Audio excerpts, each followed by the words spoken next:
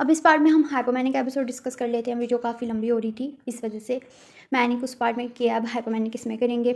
A distinct period of abnormally and persistently elevated expensive irritable mood abnormally and persistently increased activity energy lasting at least 4 consecutive days and present most of the day nearly every day के 4 दिन मुसलसल और तकरीबन हर वक्त ही उस बंदे का वही चीज़ जो हमने पहले मैनिक में पढ़ी कि एलिएटेड एक्सपेंसिव और इरिटेबल मूड हो, परसिस्टेंटली या abnormally, और बहुत ज़्यादा इंक्रीज एक्टिविटी और एनर्जी हो 4 दिन के लिए। पीछे हमने मैनिक में पढ़ा हफ्ता, इसमें हमने पढ़े हैं 4 दिन।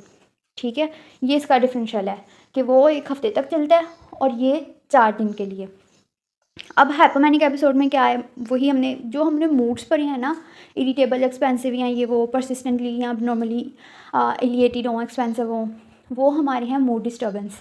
ठीक है, तो मूड डिस्टर्बेंस और इंक्रीज्ड एनर्जी की हम आगे वही बात कर रहे हैं कि 3 हो, अगर ये दोनों में प्रेजेंट हो, और अगर इरिटेबल मूड हो तो फिर हमने 4 सिम्टम्स देखने हैं अब क्राइटेरिया बी के।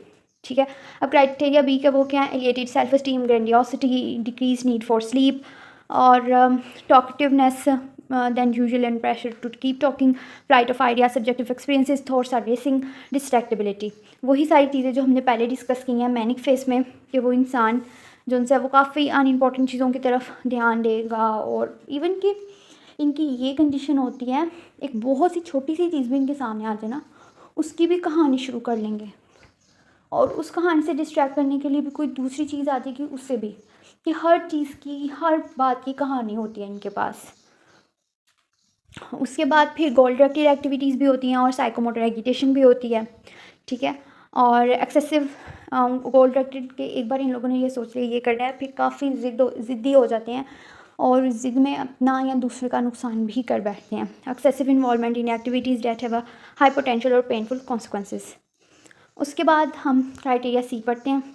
अब मैंने वो सारे सिम्टम्स, ये जो थे हमने बी क्राइटेरिया के पढ़े हैं 7 सिम्टम्स, इनको अच्छे से इसलिए एक्सप्लेन नहीं किया कि ये पहले मैं बाइपोलर 1 की मैनिक एपिसोड की वीडियो में कर चुकी हूँ और काफ़ी इजी से हैं।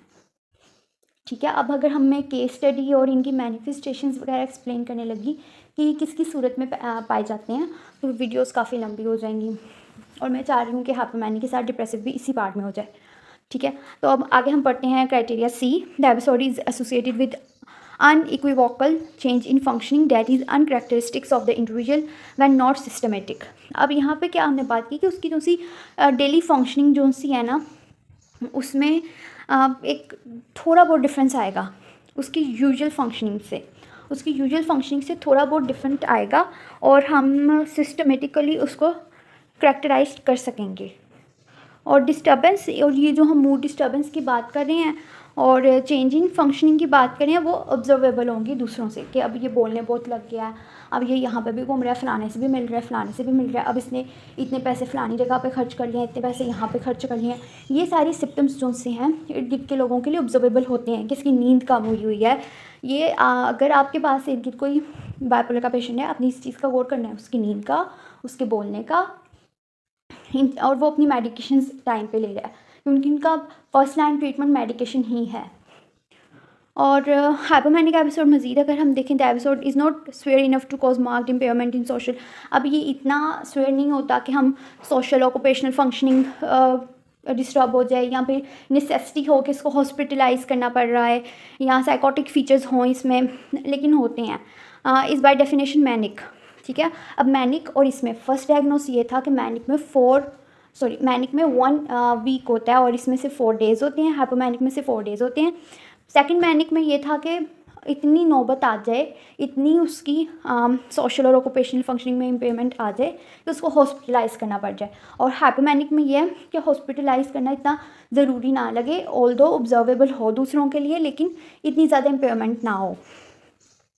उसके बाद हाइपोमैनिक एपिसोड्स को अगर हम देखते हैं, the episode is not attributable to physiological, वही कि किसी दूसरी सब्सटेंस, किसी ड्रग अब्यूज़, किसी मेडिकेशन ट्रीटमेंट या मेडिकल कंडीशन की वजह से ये कंडीशन अराइज ना हुई हो। उसके बाद फिर वही चीज़ जो हमने मैनिक में नोट पढ़ा था कि हाइपोमैनिक एपिसोड जो है, अगर किसी एंटी डिप्रेसेंट ट्रीटमेंट के बाद या किसी मेडिकेशन या ECT के बाद, इलेक्ट्रोकन्वल्सर कन्वल्सिव थेरेपी ECT होती है। इसके बाद अगर एक इंसान में हाइपोमैनिक के सिम्टम्स अराइज हो रहे हैं लेकिन सिंड्रोमल एपिसोड या लेवल के बाद कि उसके फिजियोलॉजिकल इफेक्ट या मतलब कि ये जो ट्रीटमेंट लिया है, मेडिकेशन थी, एंटी डिप्रेसेंट ट्रीटमेंट था या फिर ये ECD था, इसका जो फिजियोलॉजिकल इफेक्ट था वो ख़त्म हो चुका है उस इंसान पे, लेकिन स्टिल उसके जो उनसे सिम्टम्स हैं वो परसिस्टेंट हैं, तो फिर हम उसको डायग्नोस कर सकते हैं कि उसको हाइपोमैनिक एपिसोड है बाइपोलर डिसीएसिस का। ठीक है। The caution is indicated so that one or two symptoms, particularly increased irritability, edginess or agitation following antidepressant use, के 2 सिम्टम्स लाइक अगर इरिटेबल मूड है तो फिर वो एंटी डिप्रेसेंट पे चली जाएगी। तो इसलिए हमें डायग्नोसिस जो है हाइपोमैनिक एपिसोड का वो अच्छे से इंडिकेटिव ऑफ बाइपोलर डायस्थेसिस देना होगा उसके पर्पस, उसके अकॉर्डिंग। ठीक है। उसके बाद क्राइटेरिया यही है कि क्राइटेरिया A to F अगर कॉन्स्टिट्यूट हो रहा है हाइपोमैनिक एपिसोड पे, तो हाइपोमैनिक एपिसोड जो है वो कॉमन है बाइपोलर 1 डिसऑर्डर में, लेकिन बाइपोलर 1 डिसऑर्डर के लिए कि डायग्नोसिस के लिए रिक्वायर्ड नहीं है कि बाइपोलर 1 के लिए अगर मैनिक एपिसोड है ना तो बाइपोलर 1 है, अगर मैनिक एपिसोड नहीं है, हाइपोमैनिक और डिप्रेसिव एपिसोड है, तो हम बाइपोलर 2 की तरफ आते हैं। लेकिन अगर एक भी मैनिक एपिसोड उस बंदे को आया है ना तो बाइपोलर 1 हम डायग्नोस कर देते हैं। उसके बाद है मेजर डिप्रेसिव एपिसोड। अब ये ज़रा देखने की चीज़ है, लेकिन हम लोगों ने डिप्रेशन का सारा क्राइटेरिया हमें आता है क्योंकि ये मेजर क्राइटेरिया होता है, तो आसानी भी है। अब वो चीज़ क्या है कि 5 और more of the following symptoms have been present during the same 2 week period and present a change from previous functioning at least one of the symptom is either, या तो वो डिप्रेस्ड मूड है या लॉस ऑफ इंटरेस्ट और pleasure है उस इंसान में, और ये सिम्टम्स जो से क्लियरली किसी भी मेडिकल कंडीशन की वजह से ना हो। उसके बाद डिप्रेस्ड मूड जो सा था वो हर दिन ही तकरीबन होता है, यहाँ पे हमने 2 week का पीरियड पढ़ा है कि ठीक है, और नियरली एवरीडे और सब्जेक्टिव। अब ये वो बंदा खुद भी रिपोर्ट कर सकता है या फिर उसको ऑब्जर्व करने वाले भी रिपोर्ट कर सकते हैं कि ये इंसान जो उनसे बहुत ज़्यादा सैड फील करता है, होपलेस फील करता है, या फिर हम बच्चों में और एडोलसेंस में देखते हैं कि वो काफ़ी ज़्यादा डिप्रेशन में इरिटेबल, चिड़चिड़ापन महसूस करते हैं। उसके बाद मार्कडली डिमिनिश इंटरेस्ट और प्लेयर इन ऑल और ऑलमोस्ट ऑल एक्टिविटीज़ के अब इनकी हमने मैनिक हाइपोमैनिक में पढ़ा बहुत ज़्यादा इंक्रीज लेवल ऑफ एनर्जी और एक्टिविटीज़, यहाँ पे हम क्या पढ़ रहे हैं decrease level of energy and activities. उसके बाद हम पढ़ते हैं इसका सिम्टम 3 के वेट लॉस भी होता है। 5% ऑफ द बॉडी वेट जो उनसे वो चेंज होता है। अब वहाँ पे वो इंक्रीज़ भी हो सकता है वेट और डिक्रीज़ भी हो सकता है, क्योंकि डिप्रेशन में इंडिविजुअल टू इंडिविजुअल डिफर करता है। कुछ लोग बहुत ज़्यादा खाते हैं, कुछ लोग बिल्कुल भी नहीं खाते। ठीक है। कुछ लोगों को लॉस ऑफ एपिटाइट फील होती है, कुछ लोगों को due to tension and hopelessness, और उस पिट को भरने के लिए फिर वो बहुत ज़्यादा खाते हैं। तो इस वजह से फिर यहाँ पे वेट गेन भी एक्सपेक्टेड है और यहाँ पे वेट लॉस भी एक्सपेक्टेड है। तकरीबन 5% of the whole body weight या तो ऐड होगा या तो सब्सट्रैक्ट होगा। उसके बाद इंसोम्निया या हाइपरसोम्निया एवरीडे, नियरली एवरीडे के, या तो वो बहुत ज़्यादा सो रहा है या फिर उसको नींद ही नहीं आ रही, उसको ये मसला है। Psychomotor agitation retardation nearly everyday कि वो बंदा जो उनसे है काफ़ी ज़्यादा रेस्टलेस फील कर रहा है, स्लो डाउन फील कर रहा है, और वो कह रहा है कि मुझसे ये काम नहीं हो रहा या मुझसे किया नहीं जा रहा, मुझसे वो काम नहीं हो रहा, मेरा किसी काम में दिल नहीं लग रहा। और इसको दूसरी चीज़ कहते हैं failure to complete his work और टास्क। ठीक है। उसके अलावा फिर हम बात करते हैं फटीग की कि वो बहुत ज़्यादा थकन महसूस कर रहा होता है अपने जिस्म में सारे में, और उसको अपनी एनर्जी काफ़ी ज़्यादा रिड्यूस्ड फील हो रही होती है। उसके अलावा उसको अपना आप बेकदर मतलब कैसा फील हो रहा होता है कि मेरी कोई औकात नहीं है, या आई एम वर्थलेस, मैं नकारा हूँ, इस तरह एक्सेसिव और इनअप्रोप्रिएट गिल्ट कि बेवजह गिल्ट रखना। ठीक है। एहसास नदामत टाइप्स। ठीक है। और मैं भी यहाँ पे डिल्यूजनल भी हो सकता है कि बेवजह इनअप्रोप्रिएट गिल्ट में डिल्यूजन्स भी आ सकते हैं कि डिल्यूजन के मेरी वजह से ये हुआ होगा, मेरी वजह से। डिल्यूजन्स क्या है? डिल्यूजन्स फिक्स्ड बिलीव्स हैं कि फॉल्स फिक्स्ड बिलीव्स भी यहाँ पे बने हो सकते हैं गिल्ट से जुड़े हुए। और हम फिर मज़ीद आगे देखते हैं डिमिनिश एबिलिटी टू थिंक और कंसंट्रेट, कि वो बंदा चीज़ों को सोच नहीं पा रहा या चीज़ों पर अपनी तवज्जो नहीं दे पा रहा, चीज़ों के बारे में अपना फ़ैसला नहीं कर पा रहा, उसको ये भी प्रॉब्लम है। और ये चीज़ उनसे उसके इर्द गिर्द के लोग भी कहते हैं या फिर वो खुद भी रिपोर्ट कर देता है। और उसको बहुत ज़्यादा मौत के ख़्यालात आते हैं, या फिर कैसे recurrent suicidal ideations without a specific plan, कि मैं मर जाऊँ, क्या मुझे मर जाना चाहिए, इस तरह कोई प्रॉपर प्लान नहीं कि मुझे ऐसे ऐसे इस तरीके से मरना है, लेकिन वैसे उसको आते हैं, ठीक है। सुसाइड अटैम्प्ट और specific plan for committing suicide. अब मैं इस 9th में ज़्यादा नहीं बोल रही क्योंकि काफ़ी सेंसिटिव पॉइंट है, ठीक है। लेकिन अगर आपके साथ ये प्रॉब्लम है, 9th वाला सिम्टम जो उनसे आप में है, तो आपको जल्द से जल्द डॉक्टर से रुजू करना चाहिए। ओके, फिर हम बी में आते हैं। बी में वही कि ये क्लिनिकली सिग्निफिकेंट डिस्ट्रेस और इम्पेयरमेंट हो उसके सोशल, ऑक्यूपेशनल और इंपॉर्टेंट एरियाज ऑफ फंक्शनिंग में। और फिर सी में हम देखते हैं कि ये एपिसोड्स जो से हैं ये किसी भी दूसरे फिजियोलॉजिकल इफेक्ट, सब्सटेंस या किसी भी दूसरी मेडिकेशन की वजह से ना हो रहे हों।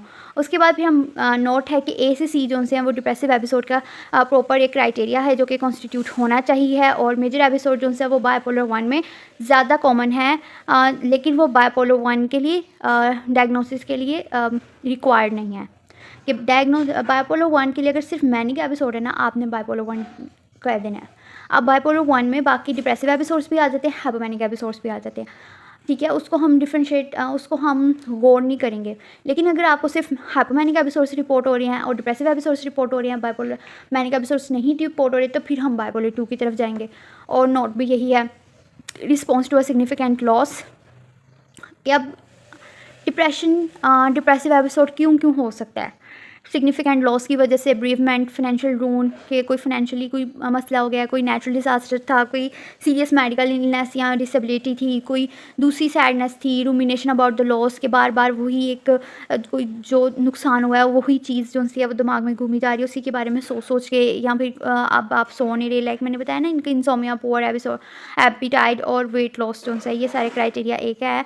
और मैं भी ये सारी चीज़ें जो सी हैं जो हमने भी सिम्टम्स पढ़े हैं वो डिप्रेसिव एपिसोड को रिजेंबल कर सकते हैं।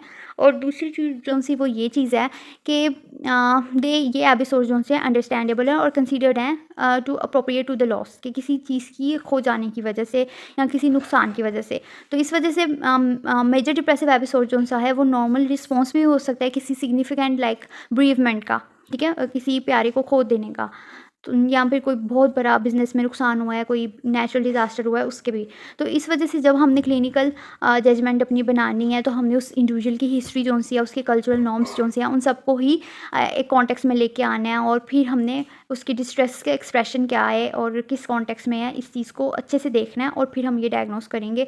अब बायपोलर 1 डिसऑर्डर में हम बात कर रहे हैं कि criteria have been met for at least 1 manic episode. Criteria manic episode का A से D तक जो सा वो तकरीबन मैच कर रहा हो। उसके बाद फिर हम बात करते हैं at least 1 manic episode is not better explain by, और वो एक मैनिक एपिसोड।